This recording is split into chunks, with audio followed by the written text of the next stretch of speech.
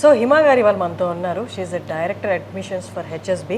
వారిని అడిగి వారి మాటల్లోనే ఇప్పుడు దాకా నేను ఎక్స్ప్లెయిన్ చేసింది వారి మాటలు ఒక్కసారి విందాము.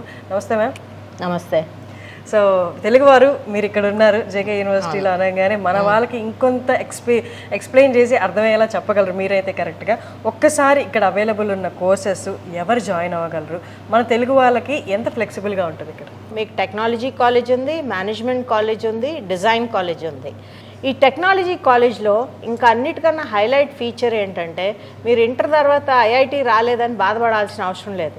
మీరు కనుక ఇక్కడ ఇంజనీరింగ్ చదువుతా అంటే మీకు ఐఐటికి వెళ్ళే స్కోప్ ఉంది. డిజైను ఇవన్నీ చాలా ఫ్యూచర్లో అవార్డు విన్నింగ్. మన హైదరాబాద్ మెట్రోకి కొన్ని డిజైన్లు చేశారు వీళ్ళు, వాటికి అవార్డ్స్ కూడా వచ్చినాయి. అలాంటి కాలేజెస్ ఉన్నాయి.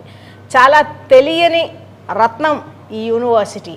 మా దగ్గర హెచ్ఎస్బి అనే యూనివర్సిటీ కూడా ఉంది, అక్కడ కూడా ఎంబీఏ ఉంది.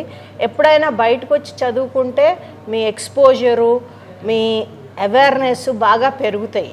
మీరు అన్నట్టు ఒక జ్యువెల్ లాగా అనిపించింది అనమాట. ఇంత బెస్ట్ ఆపర్చునిటీ ఇక్కడ ఎలా కల్పిస్తున్నారు అని ఎంతోమంది బాధపడతారు. 2.5 లక్షల మంది ప్రతి ఇయర్ అటెండ్ అవుతారు, బట్ 16,000 సీట్లు మాత్రమే మనకి ఇండియన్ ఇన్స్టిట్యూషన్స్లో ఉంటాయి. అక్కడ రాని వాళ్ళు ఇంకొక లాంగ్ టర్మ్ తీసుకోవాలా, లేకపోతే అలానే బాధపడుతూ ఉండాలా, ఏం అవసరం లేదు, జేకేఎల్ఈలో జాయిన్ అవ్వచ్చు.